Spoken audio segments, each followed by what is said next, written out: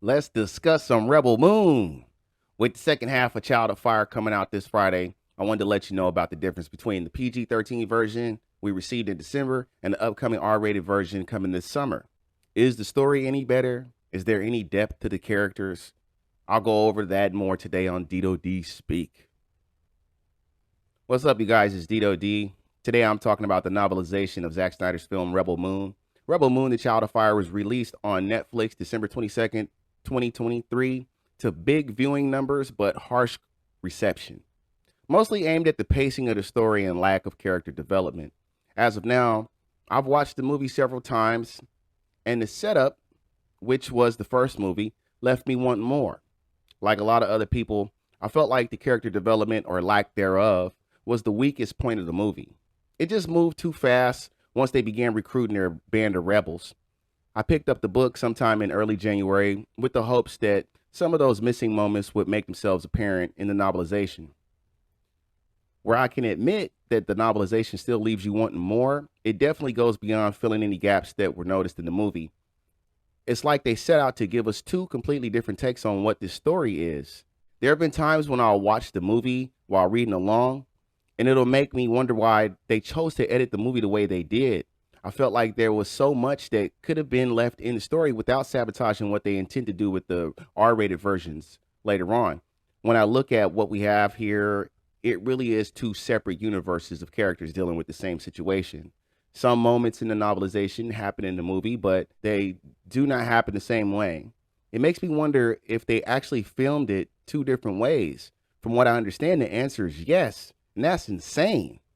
Now everyone is aware that Zack Snyder pitched this movie idea to Lucasfilm as a pre-Jedi Star Wars story, and Lucasfilm declined. However, though you recognize the Star Wars and Seven Samurai's influence on the film, Rebel Moon is actually a live-action version of Heavy Metal 2000, now available on Amazon Prime. If you're a fan of this story, you should absolutely watch Heavy Metal 2000. You'll definitely see the resemblance. In fact, some moments in Rebel Moon are basically carbon copy moments of Heavy Metal 2000, particularly the action scenes.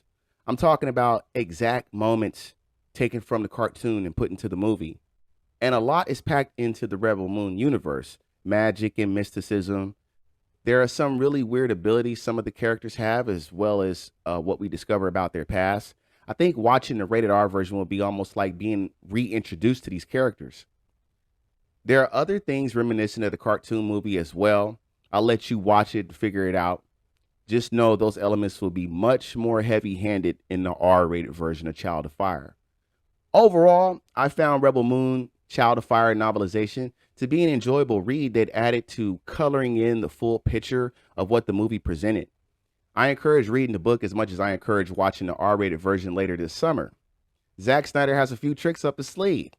This Friday, we'll have Rebel Moon the Scargiver, the second half of the story, finally coming to Netflix, and we'll find out more about Korra and her relationship with the royal family, as well as some of the other characters and their backstories. Some audience members of the early screenings are giving Rebel Moon the Scargiver much more positive reviews than its predecessor. With that, the novelization to the Scargiver will be releasing approximately 5 days after the movie's release, and you already know I plan to snatch that up. And those will have to hold me over until the release of both R-rated versions sometime this summer. Have you read the novelization, and are you looking forward to the Scargiver on Friday? Let me know in the comment section below. Thank you for watching. Remember to like the video if you liked the video. Hit the subscribe button, and I'll see you on the next one. Take it easy.